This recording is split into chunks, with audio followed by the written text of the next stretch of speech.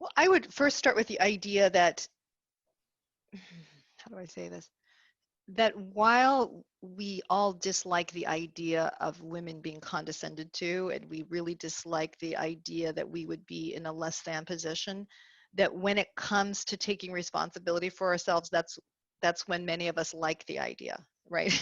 You know what I Uh-huh. mean? Like, Uh-huh. I'm the victim, or I'm you, I'll love you as soon as you love me, and we sort of dumb ourselves down as a way to hide sometimes. I know that sounds really We not give nice. our we give our power away. We Yes, but it's exactly it. We give our yes. power away. And so I really want women to not do that for their own self-respect, for their own peace of mind, for their own strength, and because it helps the people around them. It helps their children be stronger. It helps their relationships be stronger. So I one of the ways that we give our strength away, and we're very much socialized into this, and we may also be somewhat biologically vulnerable to this because we're very attuned to what other people want from us. And this might keep babies alive. You know what I mean? Because Uh-huh. you're very tuned into the crying child and so on.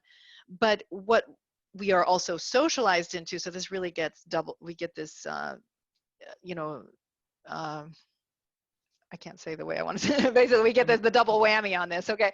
Which is we get taught the idea a lot that the definition of the good woman, the feminine, desirable woman, is the one who doesn't get angry, who's accommodating of other people's needs and desires, who basically is there to support the realities of her children and her husband. Yeah.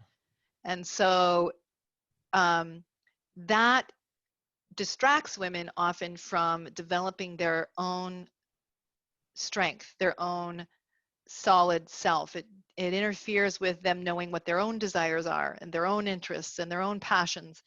And while I think there's deep value in it and being able to attend to what people around you need, when we do it at the expense of our own development, it creates resentment in us, it Mhm. creates limitation in us, it creates dependency in us.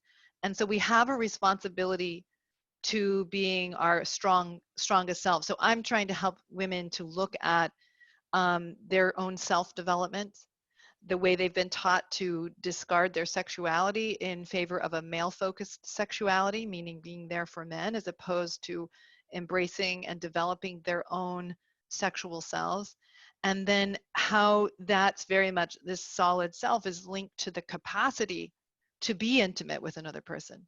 Mhm. Because if you don't feel worthy and you're not clear about your own sufficiency or even clear about the legitimacy of your sexuality, you're not going to be capable of intimacy because you don't want to be known.